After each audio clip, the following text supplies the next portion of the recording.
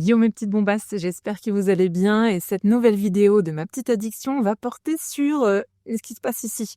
On va parler des suggestions, toutes les choses dont tu te rends pas compte mais qui en fait fucked up complètement ton cerveau et ruinent tes chances de te sentir bien dans ta peau. T'es prête? C'est parti.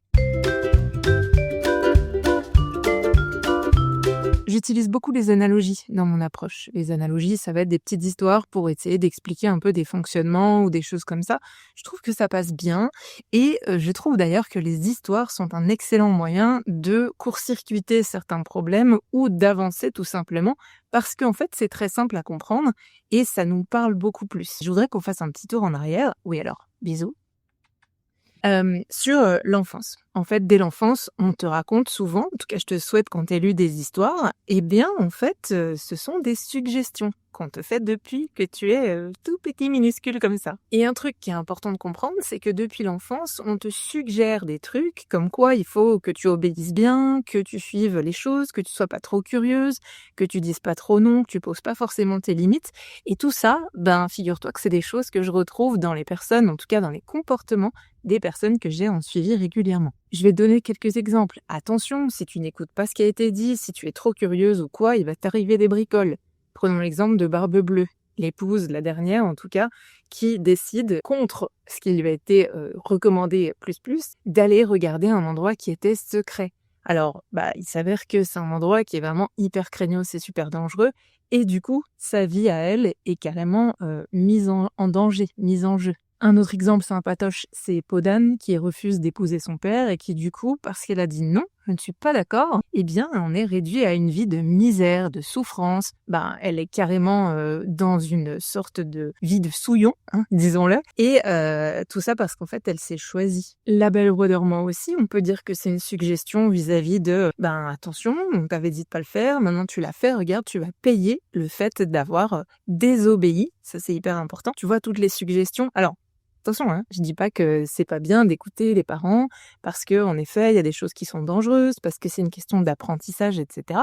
Mais là, on est bien au-delà de ça. Là, on est sur des suggestions qui, du coup, vont t'accompagner jusqu'à l'âge adulte. Ça va être quelque chose sur c'est mal de désobéir. Alors au début, c'est tes parents, mais en fait, après, ça va être ton boss, ça va être la personne avec qui tu partages ta vie, ça va être plein de choses. Et ça va te conditionner. Ok, on va venir à l'alimentation, t'inquiète pas. Pour la Belle au bois dormant, c'est pareil. Attention, tu touches pas le fuseau, ça pique, tu risques machin truc. Je crois même pas qu'on lui explique. D'ailleurs, pourquoi la Belle au bois dormant, un de mes Disney préférés quand j'étais petite, on ne lui explique pas. On lui retire même toute compréhension et toute liberté parce que elle est dégagée de sa famille, elle est élevée par d'autres personnes pour son bien. Mais elle n'est pas au courant de quoi que ce soit. Elle est au courant qu'à l'âge de 16 ans, elle va devoir retourner dans sa famille pour épouser un mec. Excusez-moi, mais je ne sais pas. Vivre dans un château et tout ça, c'est sûrement génial.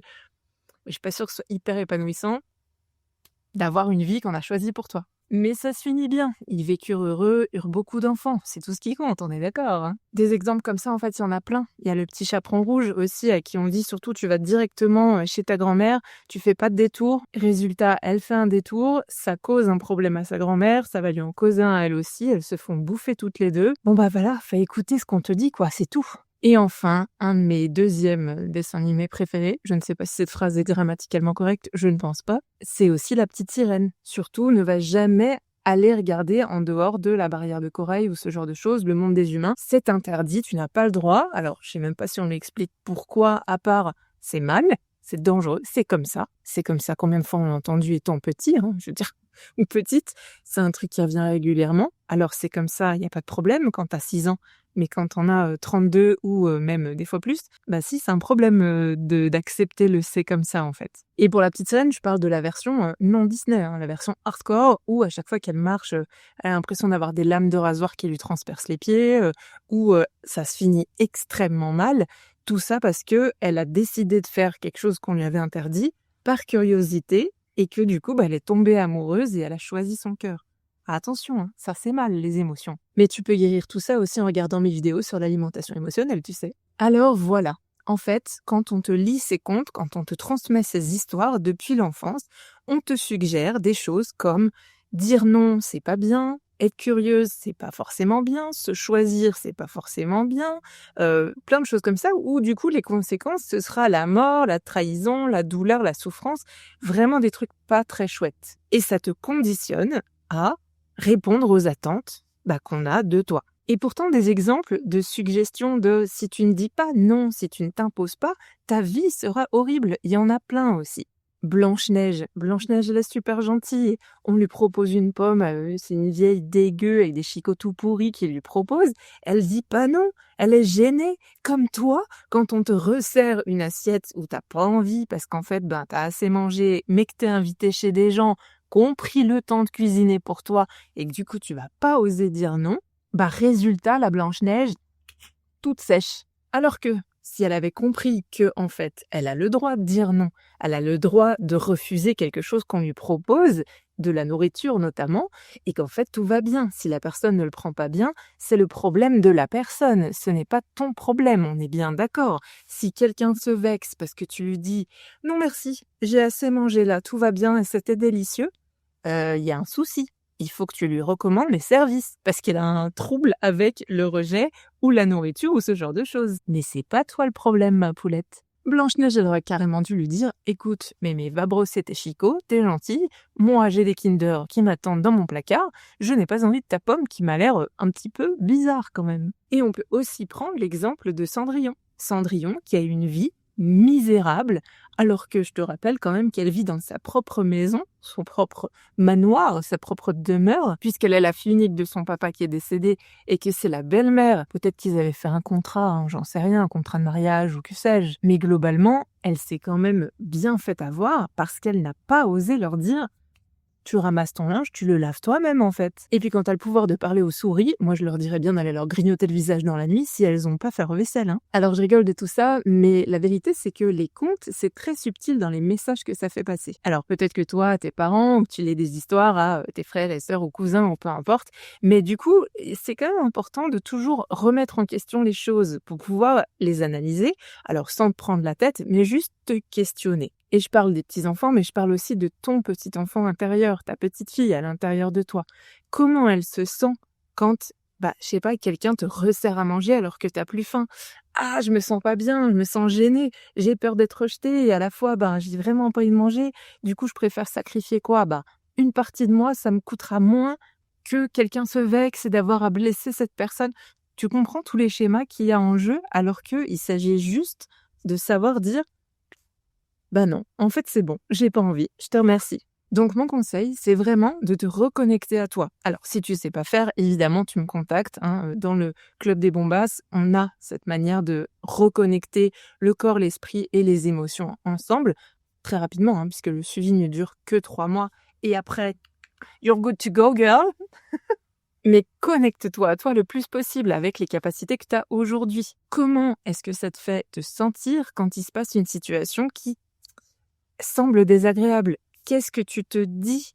Qu'est-ce que tu t'entends répéter? Qu'est-ce que tu ressens à l'intérieur de toi? Et pose-toi la question, qu'est-ce qui pourrait se passer de pire? Est-ce que les conséquences, si on reprend cet exemple de dire non merci, j'ai pas envie que tu me resserves, ou que tu me serves tout court d'ailleurs, parce que des fois c'est insupportable, on te sert des quantités que tu n'avais pas prévu de manger, mais qu'est-ce qui pourrait se passer de pire si tu refuses? Et en termes d'horreur de conséquences, sur une échelle de 1 à 10, à combien est-ce que ce serait? Est-ce qu'on est sur du en fait ce serait 4, ou est-ce que c'est un vrai 12? Et dans ces cas-là, encore une fois, toi et moi, il faut qu'on discute. Et puis pose-toi aussi la question, combien de temps ça t'impacterait? Si on parle d'un impact de 3 sur 10 qui va durer 6 heures, et que toi tu te manges le cerveau au lieu de manger un truc qui te fait plaisir dans la quantité qui te convient, justement, c'est qu'il y a un truc qui est désaxé. Il faut que tu retrouves cet alignement avec toi-même. Les suggestions, il y en a partout, tout le temps.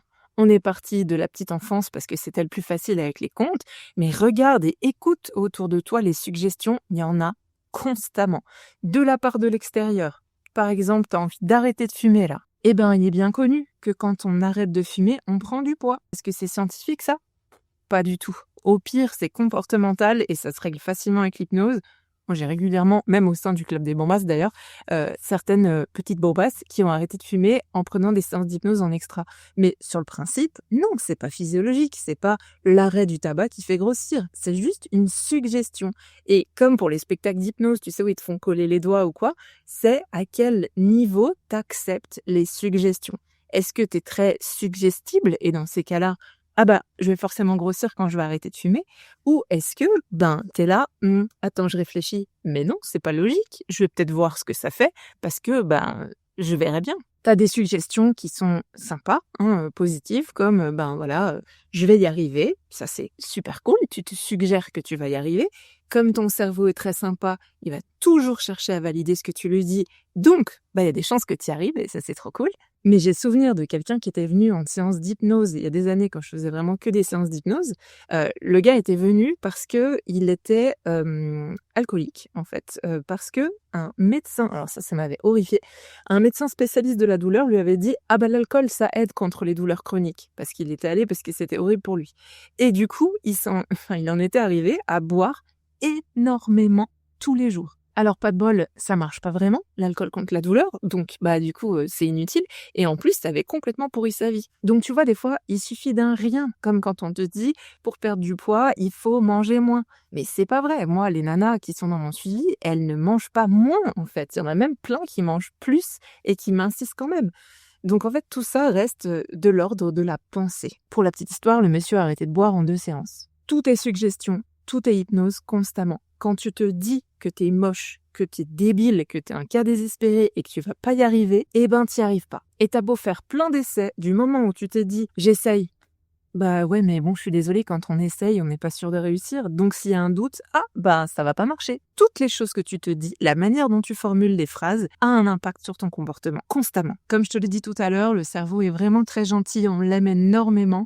Il va constamment chercher à confirmer ce que tu lui suggères à lui. Parce qu'il écoute tout le temps ce que tu dis. Quand la première chose que tu te dis le matin, c'est une insulte parce que tu trouves que t'as une tronche horrible dans le miroir, il va se dire: «Ah ouais, c'est vrai, grave». Alors que soit tu t'abstiens, soit tu te fais un compliment, parce qu'en fait, ça va pas te tuer de te dire: «Je suis jolie». Ton cerveau va se dire: «Ah ouais, c'est vrai». Et les pensées influencent les émotions qui influencent les actions. Plus tu vas te suggérer des choses sympas ou positives, tout simplement, plus tu vas te sentir bien, plus tu vas réussir à le faire. Et je t'invite à écouter, les Jeux Olympiques, moi je regarde pas forcément, mais je parle tout le temps de cet exemple-là, parce que ceux qui réussissent, alors il y a eu plein de Français là récemment qui ont eu des médailles d'or, et quand tu les écoutes, ils te disent tous la même chose. Je me disais, quand j'aurai la médaille, il se passera ça. Il n'y a pas une personne qui dit, je me disais, si un jour j'ai la médaille, non. Il n'y a pas de doute dans leur tête. Ils se suggèrent la réussite. Ils se suggèrent que ce moment, il va être vécu. Et c'est pour ça que moi, j'utilise énormément l'hypnose dans mon suivi.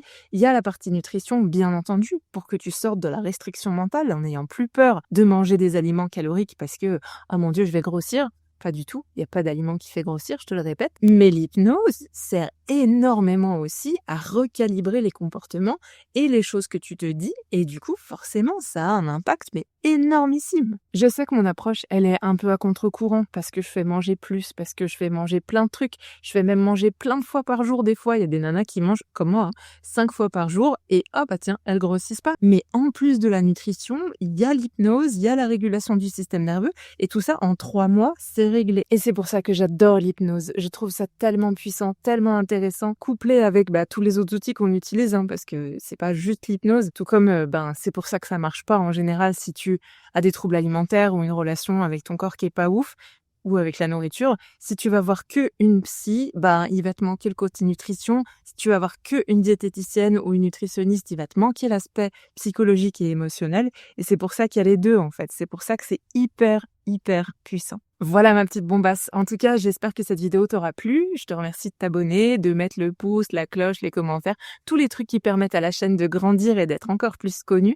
Et puis, tu sais que si tu as besoin, tu peux me contacter. Si tu as besoin de soutien, d'une méthode qui marche ou tout simplement d'échanger avec quelqu'un qui peut te comprendre, je t'invite à me contacter directement. Je te dis à tout de suite dans une autre vidéo. Ciao!